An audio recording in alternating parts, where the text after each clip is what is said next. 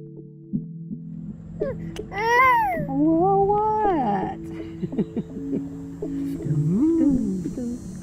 That's as loud as you could crack it. Thunder's just a noisy whack. That's the sleepy sign. Welcome to the Radical Parenting Podcast. My name is Tony Shawcross. Hey, I'm Kara Porba. We're joined today by a friend and colleague and someone both Kara and I have admired for a long time. Her name is Susan Campbell. Dr. Campbell, thank you for joining us. Thanks for inviting me. Susan's done a lot of work that relates to the radical honesty kind of sphere. And she has her most recent book, From Trigger to Tranquil, How Self-Compassion and Mindful Presence Can Transform Relationship Conflicts and Heal Childhood Wounds, is what we're here to talk about today. It's not primarily about parenting, although there is one chapter kind of dedicated to your relationships when you're triggered in relationship with your child. But certainly very, very useful for parenting and for everyone. So thanks for sharing the book with us, Susan, and thanks for joining us to talk about it. Okay. Yeah, thank you for writing this book, Susan. I really found it lovely. And I did not know 6 years ago when my daughter was born that I thought parenthood was going to be really hard in like time consuming and emotional kinds of ways or, physical kinds of ways as far as babies and everything. I did not know how infuriated I would feel and how triggered I would get with this sweet little person that I love more than anything in the world.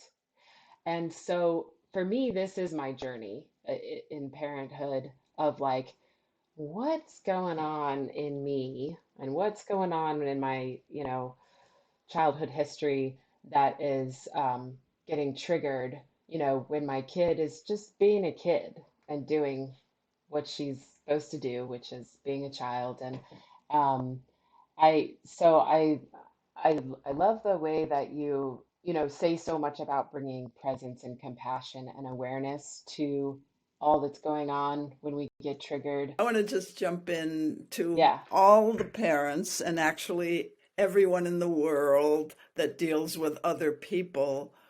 We can't always control how people behave in relation to us, right? And that's one of the most painful things when you're a parent, because you are first of all, you're trying to impart something like self-esteem, or you want the kid to eat healthy food or whatever you're trying to do there. They've got a mind of their own, and so you're going to run up against not getting your own way. And, even parents want to get our own way, and so we can feel ineffectual and like a failure sometimes as parents when we don't.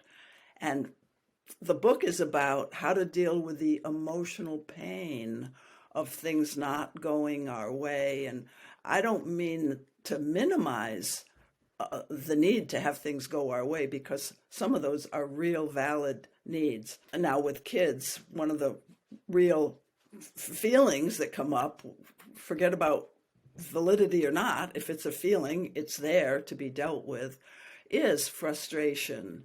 And the whole point of the book is, especially for parents, is if you learn how to handle your own emotional pain in a more self-compassionate, self-responsible way, you will not be as affected by your kid's, we'll call it frustrating behavior. You won't project onto the kid, you're causing me pain, you better stop that. Not that you would think that consciously, but almost all of us go through the world kind of resenting or avoiding somebody who causes us emotional pain.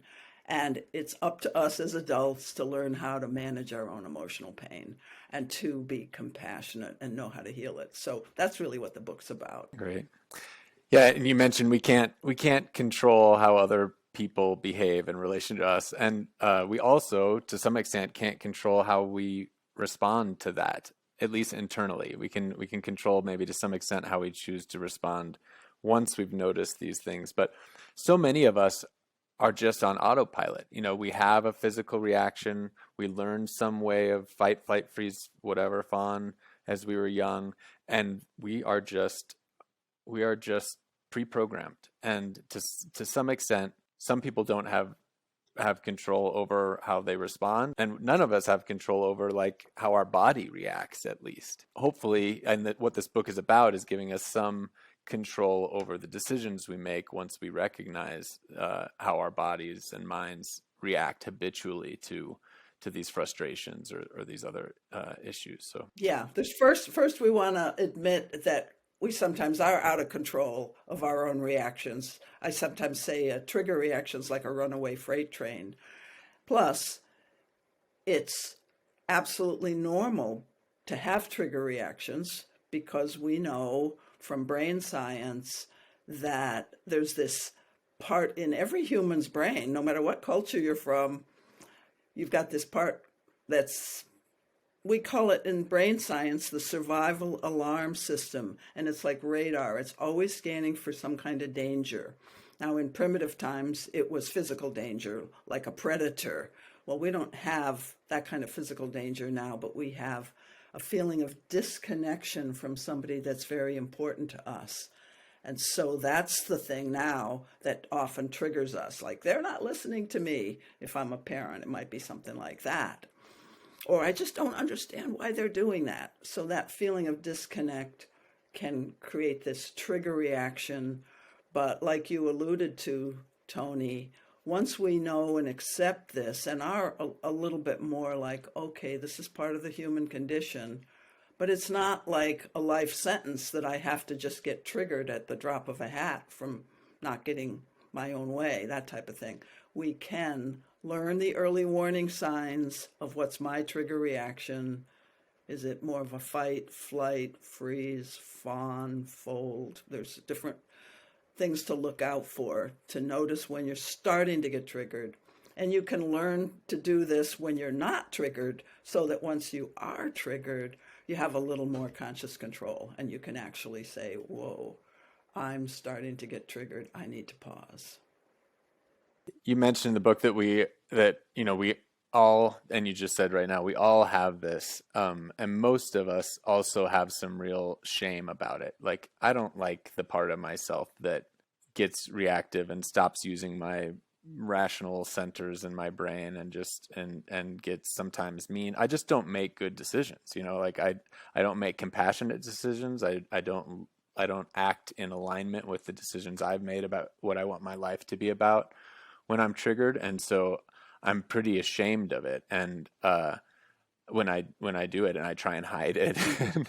And I think a big part of this book is just noticing that shame and that hiding and that avoidance is what makes the triggers perpetuate and be even more common. And I think the first step, you gave 5 steps. The book gives 5 steps towards moving from triggered to tranquil. And I think the first one is admitting and accepting you call it your insecurities. So not just your triggers, but your insecurities. Yeah.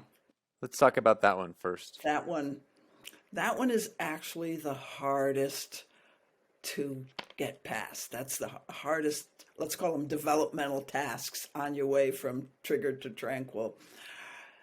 Like you said, so many people just have this shame if I lose it, if I lose control of myself. And so the willingness to really go, I'm human. This is what happens to humans sometimes. The more shame I feel, the more I'm going to want to blame somebody else or make excuses. And I think we know that's not going to be helpful.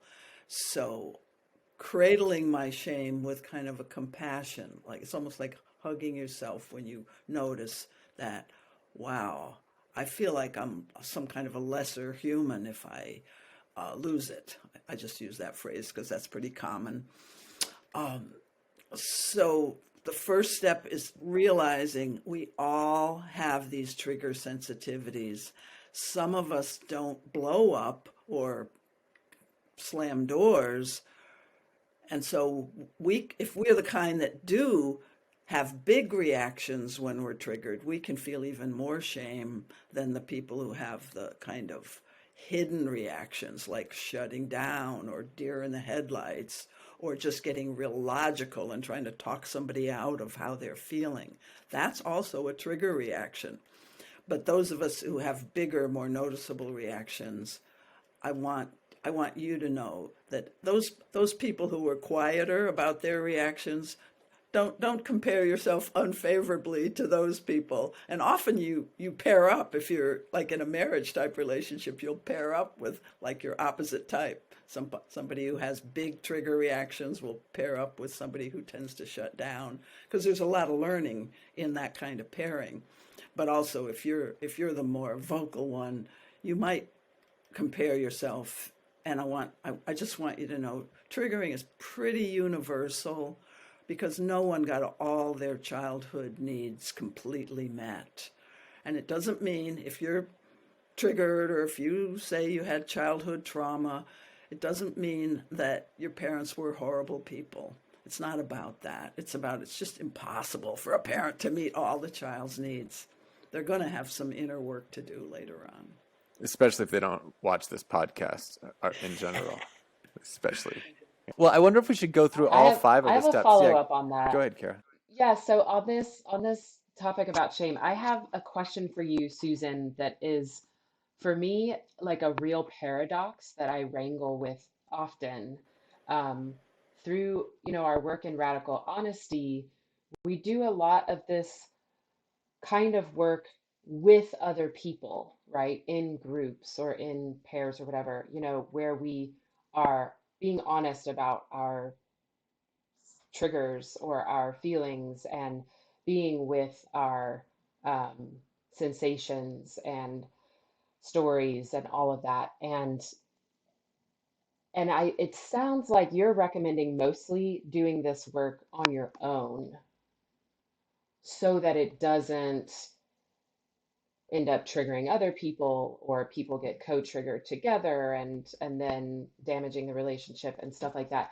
And so my question is, I'm really trying to sort this out of like, one of the main things I want to offer my child is um, the opportunity to not feel ashamed of emotions or feelings, or that like everyone gets upset, everyone gets sad, everyone has all these uncomfortable emotions. And a lot of children are taught that that's not okay and that you need to go be by yourself when that's happening and then come back when you're calm. And that I don't want to be around you when you're having big feelings. So, of course, we're not asking our children to go off and self regulate. I know that's not what you're recommending. And so for me, I'm like, when I do that for myself, when I say pause, I need to take a break, and I go off and I self-regulate and then I come back. I might do you understand what I'm getting at? I may not be saying this very well, but what I'm trying to feel like, what's the difference between going away and but without shame that like these feelings are not okay to have around other people. I have to do this by myself. Yeah. I think I think I understand her. I'm making up a really interesting question from what you just said, and what I'm getting at is what I'm thinking is, we don't want to teach our kids to be afraid of their big emotions. So what's all the emphasis on going inward? And so I make a distinction between when you're going to teach a kid about handling big emotions. There's a couple of different important parent strategies, and one of them is straight from radical honesty, although it's a clearing practice. We can teach our kids, okay, we're mad, let's have a structured clearing, because I do not believe in people just reacting from the trigger, because from the trigger there's a fear story, there's a fear underneath every trigger that's like, I'm being criticized, I'm being put down, I'm being judged, I'm not enough, I'm not loved. And I don't want people to be fighting from that fear place. But if that's coming out, and we need to just, in a structured, safe way, teach a child how to discharge that, we can have like, well, like I was watching TV the other night, and they had these noodles. We in the '70s we used to have these batakas to, hit something.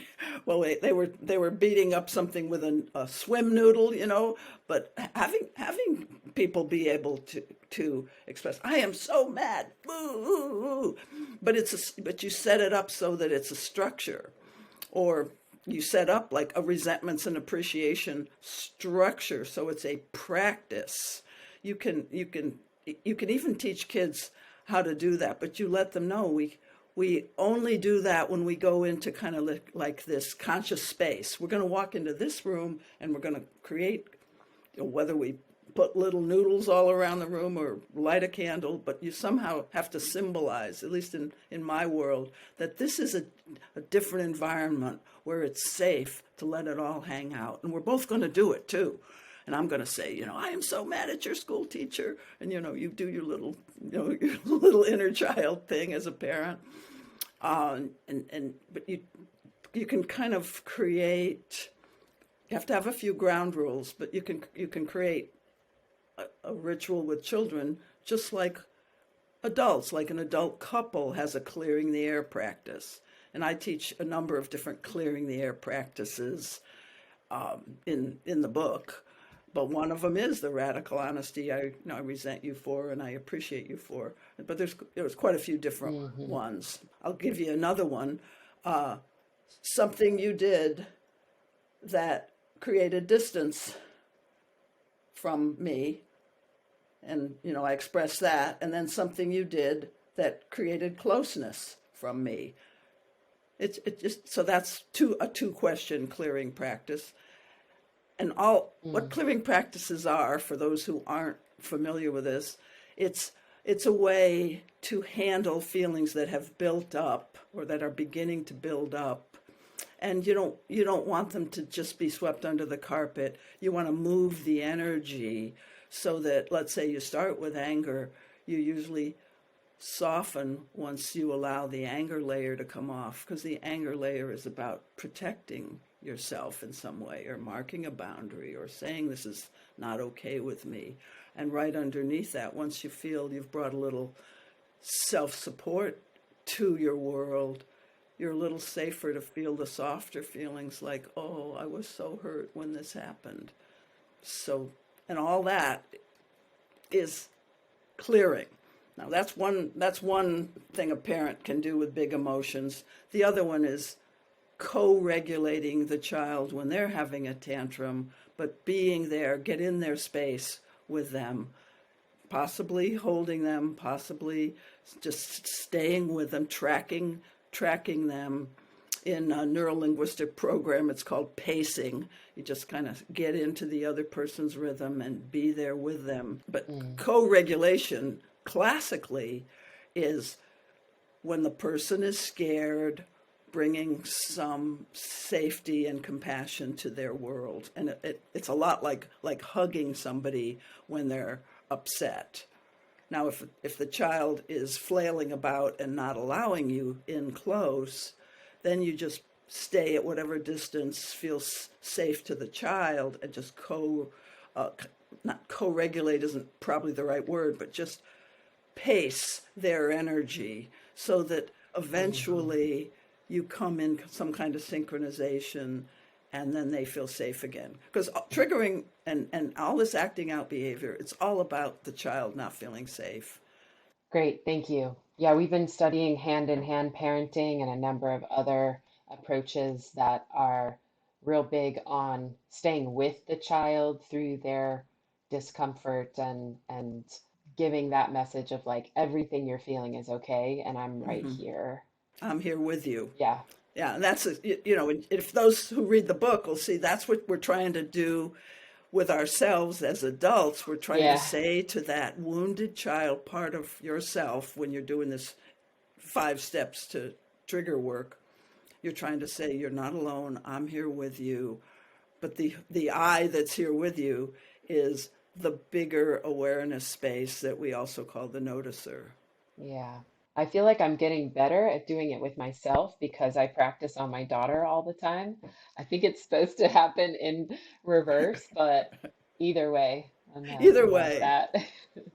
Yeah, and it's worth noting that both Kara and I at times have said that some of our this work we do and this energy we're investing into being the best parent we can be is not just for our kid. It's ways we want to grow anyway. And I feel like what's going on in this book is kind of the same. This is using a relationship and an interaction as as almost like a crutch to the way to honor and take care of the relationship is to honor and take care of these issues and wounds that you have. So it's almost like, yeah, doing all the self work if you're not willing to just do it for yourself for this relationship you're in. It's parenting as a path. Yeah. I've written some things on intimate relationship as a path, and then dating as a path. And now, it's just this one little chapter in this book about parenting as a path. Yeah. It's like the hero's journey, all the different challenges of being human. You just confront them one after another, but with the awareness that this is part of the journey, and learning is what it's about, learning and developing. Yeah. Well, let's hit on, I have this agenda for us to have some structure to this conversation. So let's hit on the 5 kind of topics, and then we can at the end kind of also touch on how you talk about applying it in different situations. But so we've been talking about the first one, which is admitting and accepting your insecurities. The second one, which has some exercises for the reader to do as well, is learning your unique trigger signature. So talk to us a little bit about that, Susan, and maybe tell us even about your unique trigger signature. Oh, good. So this chapter, and this is learning the early warning signs of I'm starting to get triggered. So we could do an exercise with people right here very briefly. I'll do it kind of quick, and I'll see if I can answer the question myself here as I go through. So you think of a time when you were triggered, then bring yourself into it. So I'm going to think of it, I'm going to remember, because I was talking to somebody about this the other day. Before I was getting married, we're living on a sailboat, and we're going to the church where we're going to get married. And we're climbing up the stairs of the sailboat to, go on shore and go to the church. And my hands are full. I'm carrying all this stuff, and he's going up empty-handed. So I get my what about me? I'm always the workhorse. I'm not loved. I'm not cared about. Okay, so the story. So first you think of the incident, then you think, well, what was the story that played in your mind? I'm not important. What about me?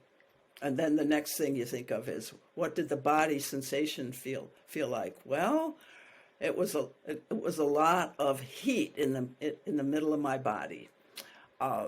Then what emotion was that? Well, that was actually anger. And then some shutdown. There was some shutdown right after that, like closing my heart down. So if you remember, like, what did you think? What did you feel? And what did you do? I did nothing. I said nothing. I just clammed up and, played the role of the good bride to be and just stuffed it until much later. So, okay, so that's one incident. And I do an analysis of 5 or 10 of these when I'm not triggered. And I see, is there a pattern? What do I usually do? What do I usually feel? What do I usually think? And I can get a pretty good idea then that I don't say anything. I wind up feeling sorry for myself. I carry resentment, and I have the story that I'm not important. So that becomes, when I start to feel any of those early warning signs, then when I'm actually in a situation where I'm being triggered, I'm a little more ready for it. And so then I'm ready for that next step in the book, which is to to pause at the first sign of triggering. But the idea of knowing your unique trigger signature is actually, it gives you some power over what's usually a very automatic sequence that happens in the nervous system, because you're beginning to understand, oh, this is what trigger reactions look like. And they have kind of a pattern to them. So that's that next step. And I recommend couples, as soon as you're willing to do that, you share your information about that. And families can even do that too. If as the kids get a little older, can everybody sits around and says, okay, here's what happens when I'm triggered. What happens when you're triggered? And people can begin to get that kind of more psychologically sophisticated language going. Because kids get hardly any help putting their feelings into words or understanding psychological concepts. This is kind of news to me that like I get triggered plenty and I never really traced it back to like the same core fear every time. And do you think that most people have like one basic underlying fear or One or maybe two. one or two? Most of us have Yeah, and one. that all our triggers come that can be traced back to this same pattern. Yeah, that's Yeah, oof. and core fears are attached to the core developmental needs that every one of us have as children. And in order to grow up healthy, you need things like loving attention. You need to be reassured when you're afraid. So that's co-regulation. You need to feel protected. Like it's not too good if you're scared of your parent, but a lot of us are scared of our parent, you know. So when I talk about triggers in this book, we're really also talking about developmental traumas, which are simply times that your core needs like that for attention and safety and co-regulation weren't met. That's considered a trauma. Hmm. And for those who aren't practiced at doing this, the book does just give you kind of an exercise to do, and I like it because the exercise, which is when you get triggered, like write down the feelings that you're having, write down the sensations that you notice in your body, the specific sensations where they are, write down the thought patterns that are happening. And Kara, when I did this exercise, they weren't all the same. I mean, maybe on some level they did like kind of boil down, but there were two or three kind of familiar themes that seem to keep coming up. And just doing the exercise is building that muscle, is the practice, and it requires a pause. It requires that kind of noticer to step out, where you're not just at the whim and at the mercy of your reactivity. You are forcing yourself to sit in this noticer position that's saying, okay, I'm having these kind of thoughts. I'm wanting to do this or that. I'm having these body sensations. So the practice is the execution also, which I really appreciated and appreciate, Yeah. and want to keep doing it. I mean, if all you did out of this book was practice this thing and never got any further, you'd still be getting like 90% of the value of this book, in my opinion. That doing that trigger signature exercise also helps you with acceptance, because after a while you realize, well, that was kind of what people do when they're upset. Yeah.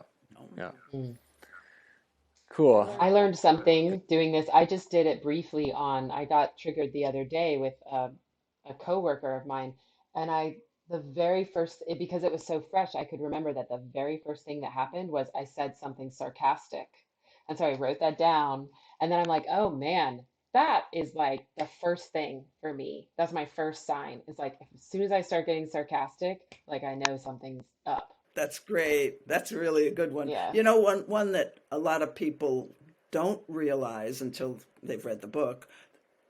One of the early warning signs for many people is having a judgmental thought, or a thought like, why didn't they? Or why don't they? Or would have been so easy for him to do it in this way that didn't trigger me. All of that means Hmm. you're triggered. Yeah, I appreciate you for putting all that about the judgmental thoughts in there because that is a big one for me too. Yeah, we think I it's our normal never, personality, but I know, it's I not your thought, right. normal personality. I did not think of that as being triggered, but I can see how, there's something going on there Mhm. when I want reality to be different than it is. Yeah. Yeah, and it's worth noting too that when people are new to radical honesty, they often think that all radical honesty is admitting those judgments, is saying them out loud. And Mhm. yeah, I mean, it's really just for us just the first step. And like that, yeah, I lead so many meetups and have meet so many people just new to radical honesty where they just think like that's the point. I want to be able to just tell everybody all these judgments that come in my head. They give so much weight to them. Our work is more about Mhm. recognizing, yeah, that's part of my machinery, but they aren't significant. We let them out to let them go because it's holding them back that gives them significance.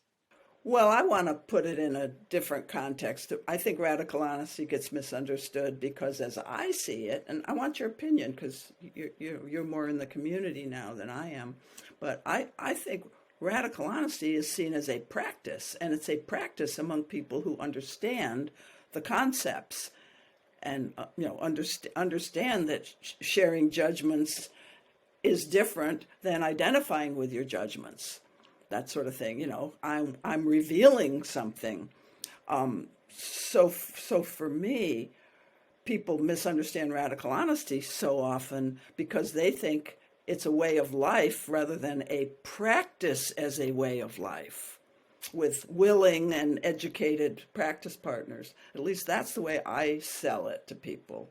I don't know. I think some practices work better than radical honesty when you're working with people that have no exposure to it. Like nonviolent communication isn't gonna make many situations worse, even if people have never heard of nonviolent communication. But radical honesty, yeah, I might be the minority opinion, but I agree that it works best when you're working with people that have some foundational understanding and buy-in with it. I agree with that too. Like my sister's not speaking to me right now because I thought we had this really great connecting conversation and I felt so close to her afterwards. And then afterwards she was like, that was way too uncomfortable and awful and I never want to do that again. And she like is not talking to me. So, and I think that there's some assumptions that we have that if other people, like we have the assumption in the radical honesty community that if I'm mad at you and I say so, it doesn't mean you did anything wrong. I'm revealing my inner world by saying, I'm really mad. I'm really upset about this. And other people, we just don't have that assumption in our culture. The assumption is if you are mad at me, then that means I'm bad or wrong, or that you're not going to talk to me again, or we're going to lose our relationship or our connection. And so I think we do have to have somewhat like ground rules or something about, um, like it doesn't work very well if we're working from different assumptions. And if people would read a little bit more in the literature on trauma and triggering, and I've actually written 2 books now on that and mentioned it in many of my books, we realize how many people are walking around just waiting to be triggered when somebody's even a little bit upset with me. I'm on high alert for that, and I'm going to be triggered, and I'm going to go into the reptile part of my brain and not be able to process anything that you're telling me. I'm all of a sudden in fight or flight. So it's good to remember how many wounded there are among us, Mm-hmm. invisible wounds. Okay, so the first step was admitting and accepting our insecurities. The second is learning your unique trigger signature. Susan referenced the third, which is just pausing to regulate yourself. It could be very simple, but she also gives some examples of ways to pause and regulate your nervous system. Do you want to go any deeper into that, or should we jump into the fourth and fifth step? Probably just go to I'll say one thing about the pause, because the pause includes some breathing practices. You can pick your own, or a grounding practice such as feeling your feet on the floor, feeling your butt on the chair. But the big deal about the pausing is you're breathing to open up more space, more capacity to hold a bigger charge inside of you. You really need to be doing conscious breathing and activating the witness at least a little bit, the ability to notice and observe, okay, my breathing is shallow, or I can feel the air going in and out my nostrils. So if you start with that, you've activated your noticer, and then you can really go into the fourth step is the big healing practice, healing childhood wounds. Good. And I call that compassionate self-inquiry. And you start with the memory of a painful incident. You don't have to define it as triggering. It just was hurtful or felt lousy. And start with that memory. And I start breathing and opening up space and bringing back the picture of my husband going up the stairs. I mean, it sounds like such a minor thing when I think about it now, going up the stairs, not carrying anything on our wedding day. And so I bring back that, and I feel that young bride with all her issues, and I begin to open up space for, okay, what else did she feel? And so you start to let in the experience of this recent or a long past triggering incident. So you're doing this self-inquiry either right after a pause, when you got into it with your mate. So, you were like arguing and then you paused, or it can be a day later or a month later when you get to this, but you start with that, bringing back that feeling and that sensation and that story, I'm not important. And as you sit with that and let the feelings move, you're just witnessing and being with. You started with something painful, so you begin to activate kind of, oh, this is a hurting part of me that deserves love. So I suggest actually to people that you see this hurting part of you as a much loved child, and you just attend to that. If this was really your child, you wouldn't tell it to get over it or stop crying. You would want to comfort this child. So we use that kind of good mother suggestion as the template for doing self-compassion work. And when I guide people, some people can guide themselves and it's all scripted in the book, but when I guide people, often a childhood memory will come up. It's not necessary for your healing for a specific memory to come up, but it often does. Like, oh, all of a sudden I'm remembering how I felt standing. I'm like 5 years old. My father was supposed to pick me up after school and he forgot, and I'm just standing out there by myself and it's starting to get dark, and then a person will remember that and feel sorrow. So people have to get over the idea that you shouldn't feel sorry for yourself. This is more like feeling sorrow with that little person and for that little person. And somehow through that, you expand your capacity to handle emotional pain because you're dipping into the pain with self-support. And that's the key to healing. And I think we all have a big reparenting job to do for ourselves and for each other. So that's the compassionate self-inquiry piece. And that's step 4. That's step 4. And then the last step, Kara, anything you want to say about step 4? Oh, I'm feeling a little emotional right now because that's what I want to give my child, the first time around. And I know that I won't do it perfectly. And I guess, just how you described that just now, Susan, about dipping your toe into the pain with support, and so that's what we want to do for our kids so they don't have to reparent themselves later. And we're offering them that support right now. And I guess that's just why I feel so like devoted to this whole parenting thing is because it's like, could we just, as Brad Blanton likes to say, can we bring up our children without hurting them quite so much in the first place? Yeah, You know? yeah.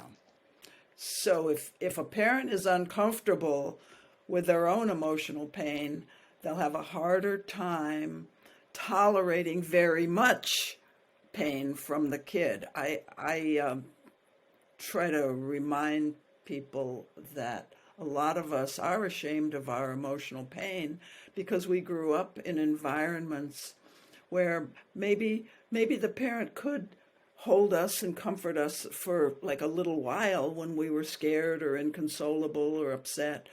But the parent has often a very narrow bandwidth for the pain, and so they eventually get anxious or uncomfortable, and they want the child to get over it and hurry up, and now are you fine?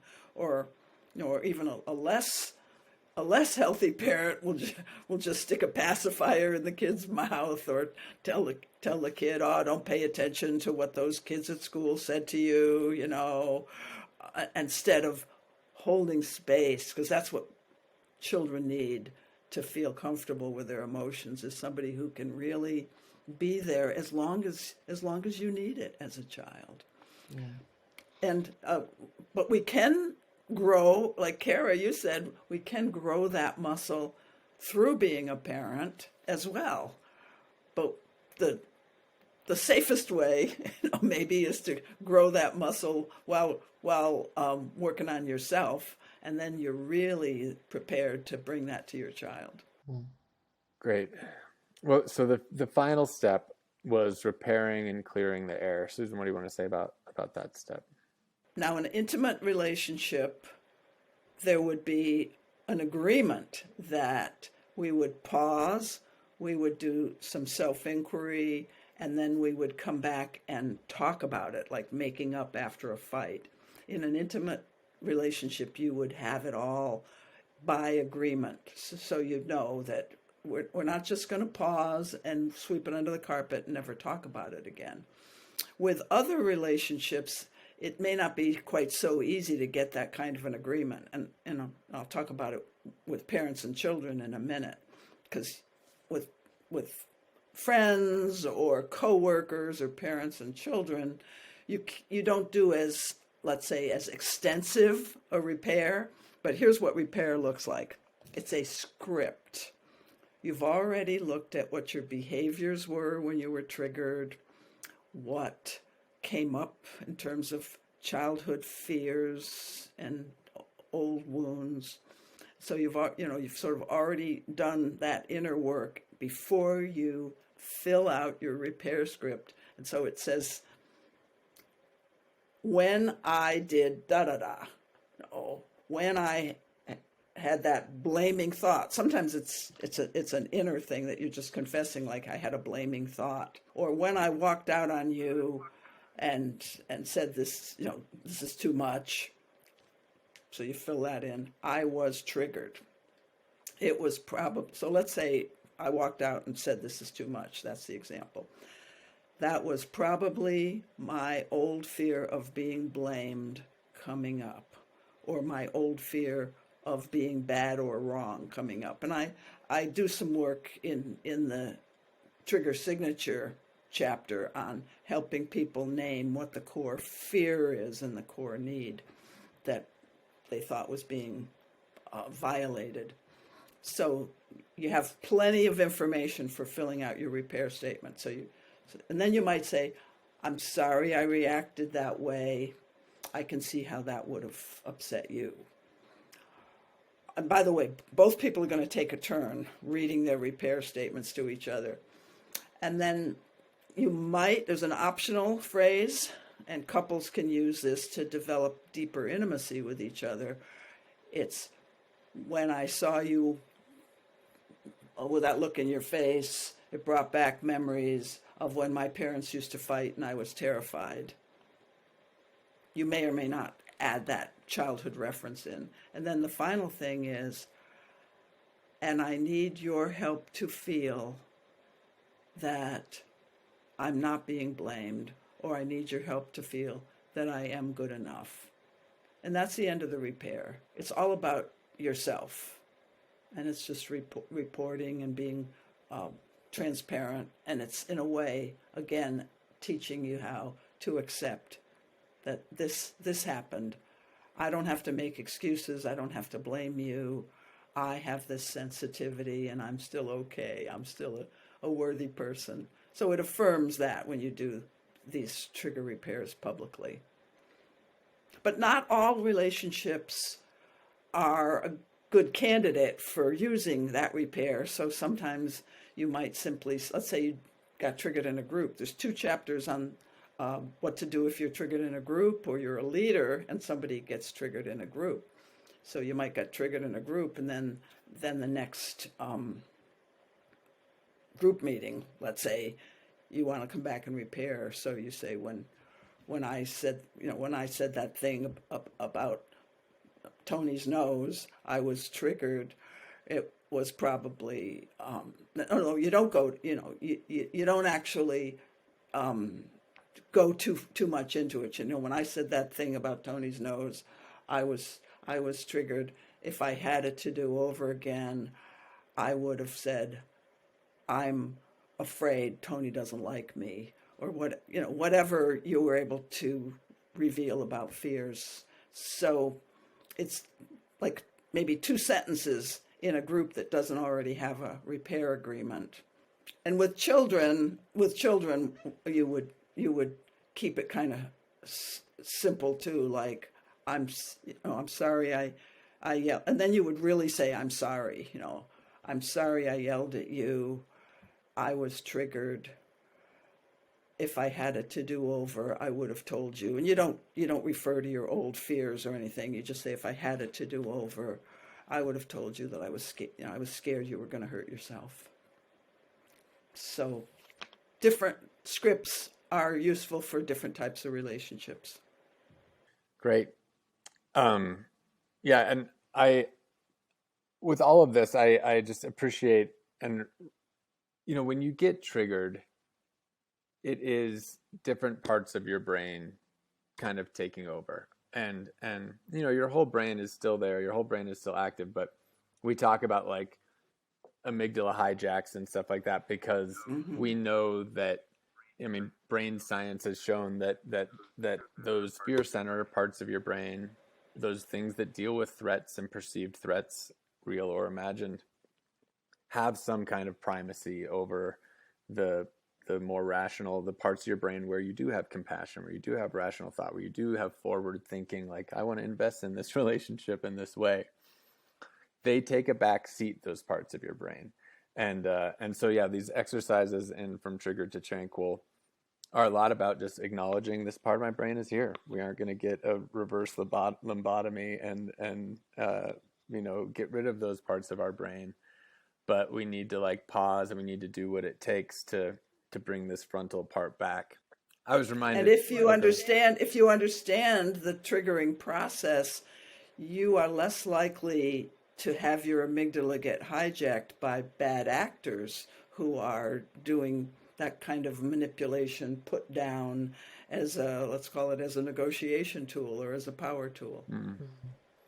Yeah, I've been in relationships in my life where my partner's reactivity was just like a kind of like a perfect storm with mine, where it would just kind of like, it would just be amygdalas and hypothalamuses and pituitaries and adrenal glands communicating back and forth, not the rest of our brains. And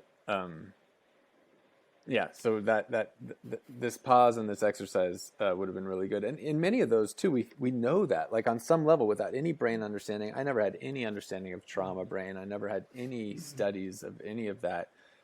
My brain just knew, like, we need to just like pause and like lay down together for a little bit or something. Yes. But yeah, the more that I've learned about polyvagal theory and reading books like yours, the more that I've realized, why that is necessary and what's actually going on in our heads. So. Yeah, and with couples, you can learn what helps to calm your partner's nervous system. You mentioned lying down together. And for some people, a soothing touch, if you're not too triggered to hold enough space for them, a soothing touch, or just getting out of your mind stories and into your body together can be a wonderful practice. Yeah. Kara, what closing thoughts do you have for us? We've got about 5 minutes left. Yeah, well, I have another quandary. I wonder, Susan, if you could talk about, like, do you differentiate between um, just plain old everyday emotions and expressing those in a congruent way, um, versus like being actually triggered, like frontal lobe is offline and working? Mhm. So, because for me, you can tell maybe that I have, like, I must have a chip on my shoulder about this on some level. There's some judgment, I feel like, in our culture that being calm is better than being emotional. And I like being calm too. I love being calm. And there's so much else going on.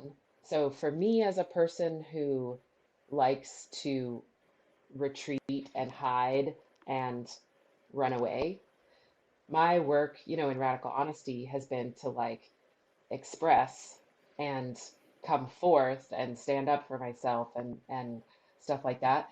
And so for me, it's this balance beam act of like, when am I expressing myself congruently in an emotional way? Because we don't want to just, like you talk about in the book, just talk about our feelings in this logical, rational way.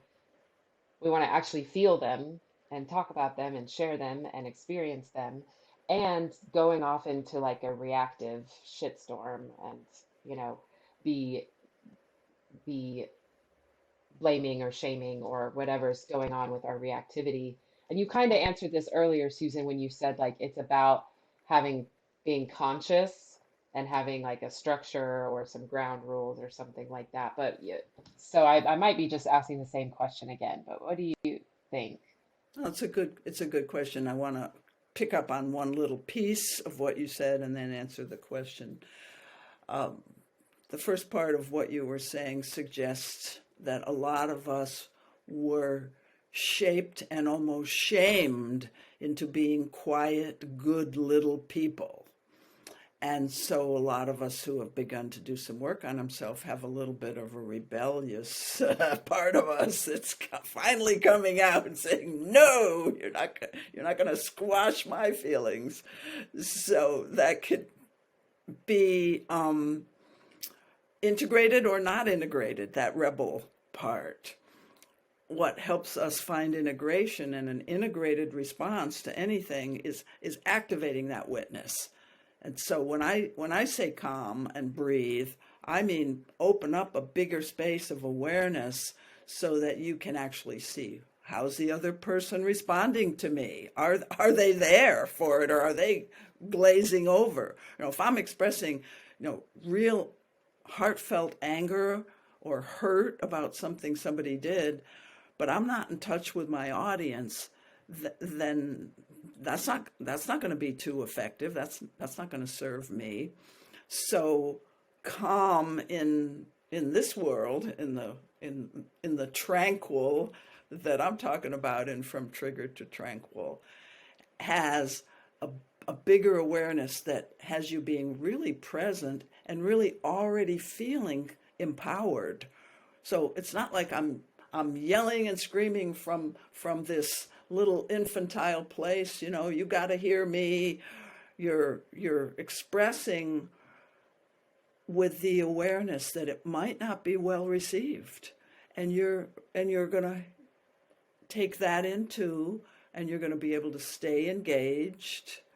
And that's the difference between an integrated expression of emotion and just flailing about. But look, let's forgive ourselves, because sometimes you have, as Radical Honesty says, sometimes you have to make a mess and then clean it up. And I really remember We're going to make messes. That's why I have this whole chapter on repair, because sometimes just to get to the bottom of something, you got to flail about for a while and have that be like an okay part of your world too. Yeah, Kara and Susan and I, as a closing thought, I'll mention this. We were at a retreat together once where we tried to kind of come up with some of the stone tablets or something of radical honesty, and through continued evolution and then my own kind of tweaking of it, when I have a meetup around radical honesty, I say that radical honesty is about three things. The first thing for me is about relieving the stress that comes from withholding and penting up these emotions and pretending we don't have them, hiding. The second is learning how to better connect and interact with people in a more intimate and authentic way. This book is definitely about those two things, but I think it's also really about the third thing that I say radical honesty about, and Brad does too, which is shifting from being a reactive product of past experiences, an autopilot reactive machine in our life, into being a conscious creator of ourselves and of our life, where we aren't just automatically triggered and reacting in the way we were programmed to, but we're moving past that. And so this book to me really embodies all three of those goals that I've committed a lot of my life to, and especially that third one. So thank you, Susan, for writing it. Thank you for giving people just real kind of concrete tools for shifting from being that reactive product of past experiences into being a conscious, deliberate creator of our life. Great to be with you guys. Thank you, Susan. All right. You're listening to the Radical Parenting Podcast. You can watch us at radicalhonesty.com, anywhere where you listen to your podcasts, also on YouTube via video, and on FM radio in Denver Open Media, 92.9, 89.3 HD3. Thank you for joining us, Susan. You've been listening to Susan Campbell, PhD, talking about her new book, From Triggered to Tranquil. Thank you very much.